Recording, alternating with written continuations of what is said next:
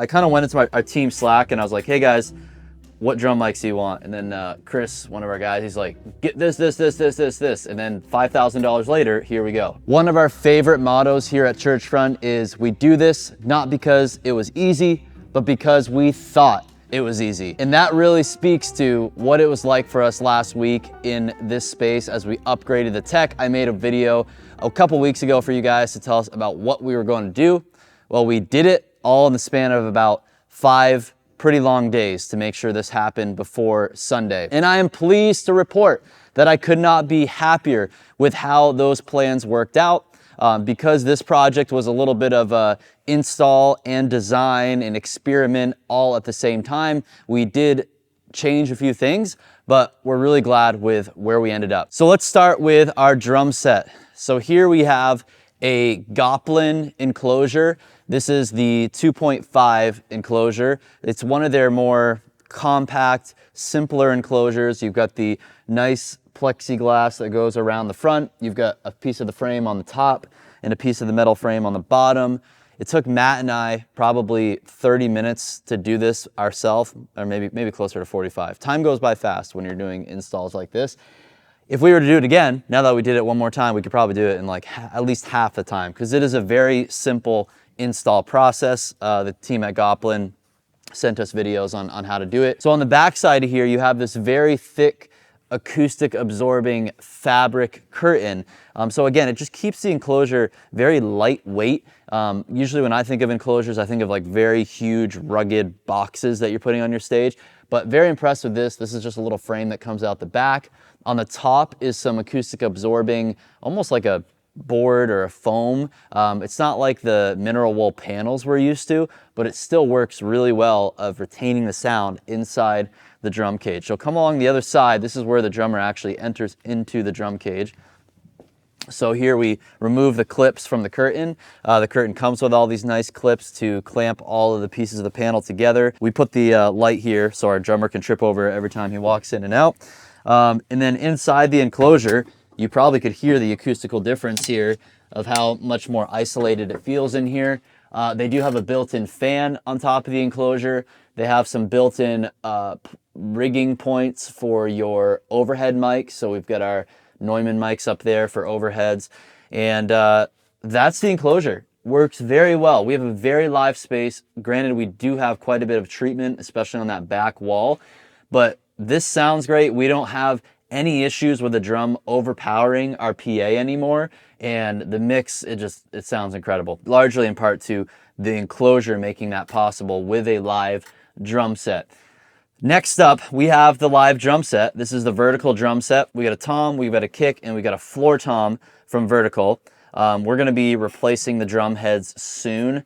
The tone of these heads are a little bit more mellow than we would like, and especially Asa, our mix engineer, wants.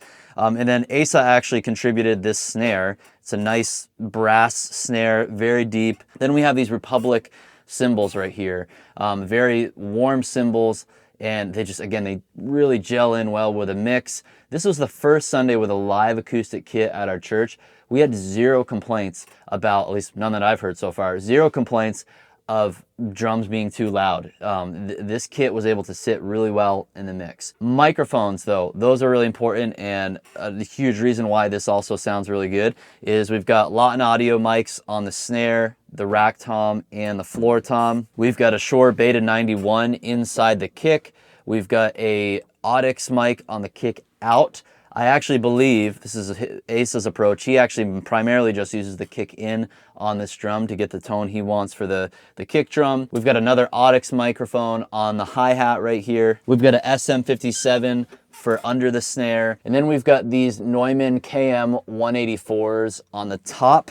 Those are kind of expensive mics. I kind of went into our team Slack and I was like, hey guys, what drum mics do you want? And then Chris, one of our guys, he's like, get this. And then $5,000 later, here we go. And then of course, next to the drummer, we've got the tracks rig here. I made a video about this, but it's a nice clean setup with the Loop Community tracks rig with an iPad. Maybe someday we'll upgrade this to be a Mac and then we can use Dante. We'll really clean up the setup. But I actually think there's something to using an iPad for running tracks and playback. It's just, I think it's easier to interface with as the person running those tracks. So that's the drum set. this was a kind of a big move for us. We had the F-Note kit before. I do think an F-Note kit, in all reality, is a great solution still for a lot of churches if you cannot swing the additional investment to make this possible. With drums, especially acoustic drums, especially if you want to play the style of music we play, which is your modern, pretty heavy rock worship songs where a drummer is not really holding back.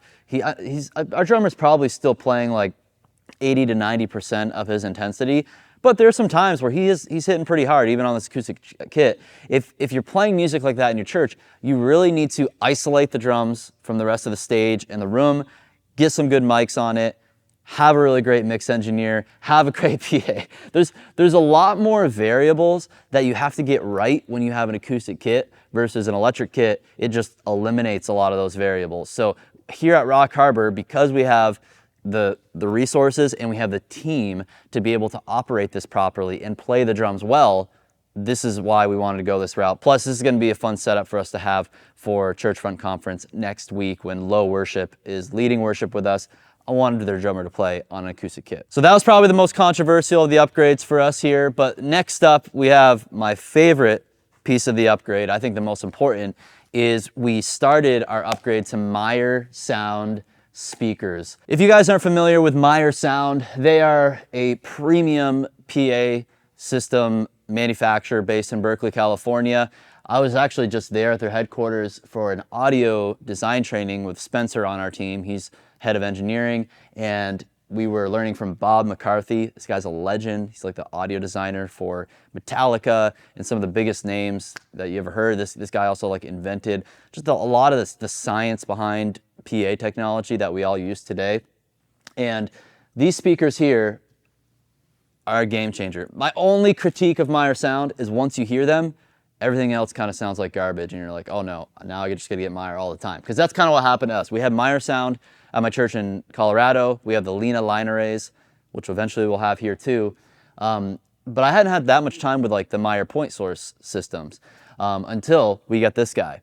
So this is the X40 by Meyer sound. This little box is incredibly powerful. The Ultra X40 features two 8-inch cone low frequency drivers and one 3-inch diaphragm compression driver coupled with a rotatable 110 degree by 50 degree constant Q horn. I had to read that from their website because it's a little bit more complicated than saying, hey, this speaker has a 12-inch driver, 15-inch driver. There's a lot more going on in here to make it sound as good as it does. And the power in this little box blows my mind. I can't imagine hearing the X80. Actually, I did hear it at Infocom, but in a space like this, the X80 is the bigger brother to this guy. And if you had a bigger room, that would even be more massive sounding and much louder. So we've got the X40 on top. We've got the 900 LFC sub down here for our sub. So we got a pair of these, both of those speakers. And we also have the X20. So the X20 is the little brother to the X40. And currently right now we're using it as a temporary side fill. All of this is actually a temporary configuration. It's phase one of our PA system upgrade, but I'm really grateful for it because it probably took our sound quality of our PA in here from a maybe 5 or 6 out of the 10 with our old JBL system. That was a point source, ground stack. I think it was a PRX series or something like that. We went from like a 5 out of 10 quality to now we're at like 9 out of 10 with this system. And then we're gonna be getting the Lena line array system. I think we'll do 5 boxes on each side, and we're going to use these guys will become flown, and they're gonna be our side fills. And then these guys are gonna be used as front fills in the space. So this is a kind of a creative approach, I feel like, for us, where we didn't want to fork out all the capital right now to go with the line arrays, but we knew that was the end goal. So now we were able to do this in the first phase to massively upgrade the ground stack setup with point source speakers. And already I've never gotten so many compliments in this space of how good the sound sounds now because of these speakers. And a lot of you guys, and a few people were commenting in the comments like, oh, you guys, you don't really need line arrays in there. Well, first of all, like how can you even tell when you haven't even been in the space before, you haven't taken the measurements, you haven't seen the modeling? And I will just say that look at how tall our ceiling is, right? And we're trying to fly our speakers. I can't remember if it's like 30 to 35 feet trim height. And the problem with a point source, like, yes, you can have point source boxes. They're going to be loud enough to like reach people on the floor. But these point source boxes are also going to be spraying a bunch more audio onto the ceiling, onto the back walls, and there's just less control in the coverage. So that's why we're going to go with the line array, so that that sound is more direct onto the actual seating area here. It's going to make our mix even clearer because the energy is not being scattered across the walls and ceilings in the room. So that's why we are still going to move forward with the Lena line arrays here, hopefully before Easter, maybe within the next 3 to 6 months. No more Waves LV1. We've got Waves still here. I'll talk about that in a second, but we've got for our main front of house console, the Allen & Heath Avantis Solo. We finally have my dream mixing setup installed here at my home church. Our team has been installing the Avantis in a bunch of other churches, and I get jealous every time until now I finally have it myself. And let me explain why I ultimately landed on this being the best solution. And after one Sunday of using it, I feel like I was proved right, because my biggest gripe with the Waves ecosystem of gear is, although it is some of the best gear and software for processing and mixing audio, I don't think it is very friendly for a permanent install environment. And yes, there are things you guys have mentioned before, like, oh, just get a Waves to Dante converter, get this and that. I'm like, yeah, we could. But like, to me, I want to go with an ecosystem and a manufacturer that makes things that are better suited for permanent install. Allen & Heath is the king of that. I don't care what you say, they're the best at it. So we've got this great console, which is a great, I would say like a great mid-tier option, right? Because the next step up here is going to be a D-Live if we need a bunch more channels and a bunch more buses and processing. But for the level of the size of band we have and what we're doing here in this church, the Avantis is great. We have no room in this tech booth. This is not even a tech booth, it's a tech table, very skinny, small table. So we needed something that was a very small, compact form factor. So we went with the Avantis, and then I was able to then expand on this with other Allen & Heath gear. So in addition to the Avantis, we are using the AHM32. It's an audio processing matrix mixer that's going to be in the rack back there, and that is one of the coolest tools for install integration for churches, because with that AHM, not only is it our processor for our speakers, we didn't necessarily need an expensive Galileo processor quite yet for Meyer, because we just have a simple point source system right now. When we go to line arrays, we will get a Galileo processor, but for now, the AHM is a great tool to be a processor. It's essentially like having another little rack mount mixing console that gives us so much flexibility and integration. I'm gonna get a couple custom control panels for it. I'm gonna have one here, I'm gonna have one in the lobby, so that people here don't have to touch the Avantis. They can come here and be like, turn mic on and turn music on, or something simple as that. That's gonna then pull audio from whatever source microphone, or maybe like a computer audio, or maybe Bluetooth from their phone, and send it to the PA, right? That's gonna be simple mode.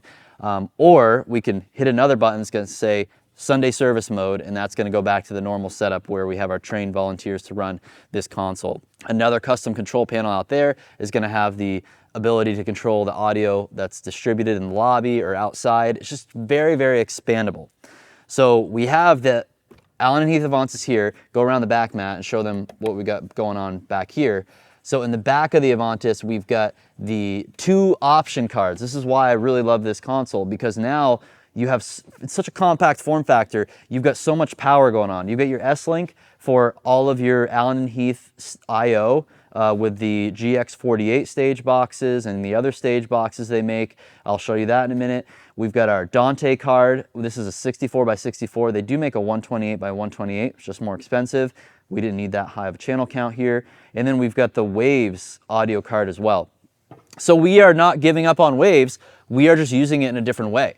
We have Waves Super Rack now running. So I use the same Waves scope computer and the Extreme server, I think it's the Extreme C server, as our processor to then take audio from this console, send it over the Waves sound grid into the scope computer back there. It gets processed in real time, low latency, and then it gets sent back to the channels, the buses. Asa is the mastermind behind setting this up. I'll let him show you someday how he configured it, how he's processing and mixing things. But it gives him a really powerful tool and a combination of tools as a mix engineer. And then the other big upgrade for us is now we have Dante in this room, and eventually for all the other destinations for audio that in inputs for audio we want in the building. And what's cool is I have my laptop right here, so I can just plug in with an Ethernet dongle here to connect to our Dante network. And this is our little spot for whether it's me or Asa. If we want to record tracks to our own laptop, we can do that easily over Dante. We can do a virtual sound check right there. I could also record tracks and pull virtual sound check back in from the computers in the rack. Everything has Dante on it. So that's our Waves workstation here and our audio setup. One change we made in our little tech table here is we gave our audio position a full table to themselves because they needed the real estate, but then we just squeezed our ProPresenter operator and our video broadcast operator here to share a table. So you can see this configuration doesn't look that different than what it was before, but we made a major upgrade to how we run KVMs at this church. We upgraded from what we were using before, the AV Access KVMs, to now we're using the Adder XD IP KVMs. So I learned about these on one of our latest tech tours with Skylark at the Dream Center. Shout out to them and for introducing those to me. But what's really powerful about these KVMs is this.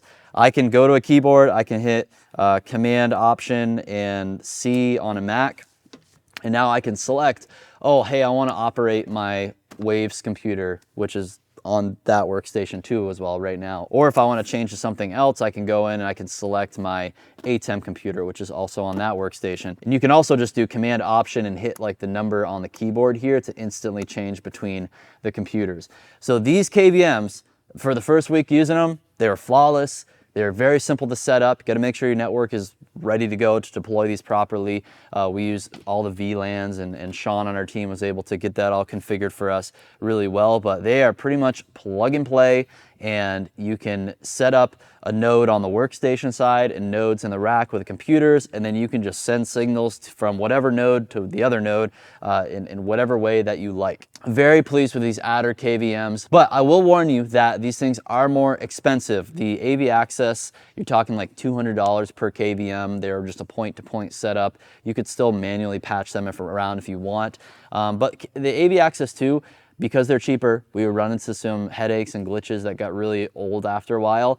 So it's really nice to just upgrade our KVM infrastructure into something that's truly pro level and reliable and super flexible. So these Adder KVMs are about $600 per node. So we have 3 of those here and 3 of those at the rack. You can do the math. It's $600 or $700 a piece. So about each computer setup, you're looking at about $1,200 just on this solid KVM solution. Not cheap, but I think the convenience and the flexibility it gives you is completely worth it. You guys saw in the last video, one of the biggest changes I want to make was to reduce the amount of cabling that we've got going on. So right now we only have 1, 2, 3, and there's a power cable right here because we don't have a circuit on the wall right here, but we have 3 data cables, 1 for S-Link, and then we have 2 that are giving us a 20 gig link from this 48 port Unify switch at front of house to the 48 port in the rack with all of our computers. This is a game changer for our setup. Now we are doing so much more over the network, and then it's really cleaned up the integration and the cable management for us. So if you walk back here, you'll see we have this nice clean raceway instead of a bunch of cables hanging out everywhere. Look down the line over here. Before, again, I couldn't even fit. We had like more than 24 cables coming through here, and it was just a complete mess. So everything is hidden nicely, going all the way back to the rack room now, and it's really solid because we have a properly deployed Unify network with plenty of bandwidth between all of our switches and all of our devices. And I actually think the max amount of bandwidth Sean said we were pulling on Sunday was just still under a gigabyte. So we even have room to expand and add more devices to the network. So I already talked to you guys about how we're using Dante, and that really allows us to run all of our audio over that network. Then I showed you our KVMs, which really simplified the KVM infrastructure, running it all on a local area network. But what about video? That's the big one. This is the biggest struggle, because if you want to have all these cameras everywhere and these displays everywhere, you have to figure out how to get video from one place to another. Well, we went all in with an NDI setup here, but maybe I can't say all in because it's a hybrid. So it's a hybrid of, we have a lot of NDI encoders and decoders, and then we have a ATEM video switcher as well. A lot of people, when they think about going with NDI, they think they need to go with some expensive TriCaster setup, or VisRT, I think is the name of the company now that bought TriCaster. You have like a $20,000 server and just like, it's all working on the network. It's cool. But I've known people who've used that setup and they weren't super happy with it. So I knew the warnings. I knew NDI can be kind of an expensive thing, a little bit sketchy to get into. I know the latency can be an issue. I'll talk to you more about that here. But I was thinking, why can't we combine the best of both worlds of having the very cost-effective ATEM switcher alongside of NDI, especially for our video feeds that we want to run over a network, so we're not running a bunch of cabling from our rack room to the TVs and our distributed video sources. So what we did is I got a bunch of those KiloView encoders and decoders, and you'll see on this back wall, I've got camera 1, 2, and 3. So we've got 3 cameras on the back wall. We've got 2 displays over there. So that's 5 video destinations and or sources that I wanted to be on the network and to be PoE. So the way that we did this is I do have a switch here under at front of house. This gets a 20 gig trunk from the main rack. And then from here, we have a 10 gig trunk to a switch that's between those 2 TVs there up on the wall. And from that switch, we're able to connect to the NDI decoders at the TVs, as well as we can have the NDI inputs from the cameras over there. This camera is actually getting a run directly to this switch right here under the table. Everything's on the network now. Completely cut all of our cable runs in half, and it really cleaned up all the cable management.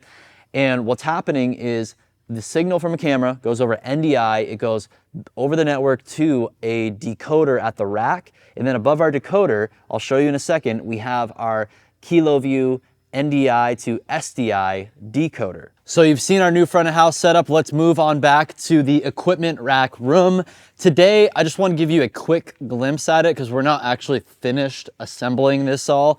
Maybe about like 90% of the way there. We get some final touches on, some cleanup, organization to do, but we're making progress. The mission here is to have our equipment rack room take over our pastor's office because this is his only office space as of right now. Poor Pastor Kevin. But we're actually, we have another building that we added to the campus and his office will be moving there. This will be kind of our production suite. So we have our equipment racks right here. We added a second one. So if you remember from older videos, we had an equipment rack that was in that smaller little closet back there. We can't fit 2 of them in there. So we moved the equipment racks out here. We added another equipment rack right here. It's a 44U Middle Atlantic. And I'm gonna give you the full rundown in the future, but to show you some of the new things we added, come down here to Video World. We have the ATEM Constellation 2ME, which we already had.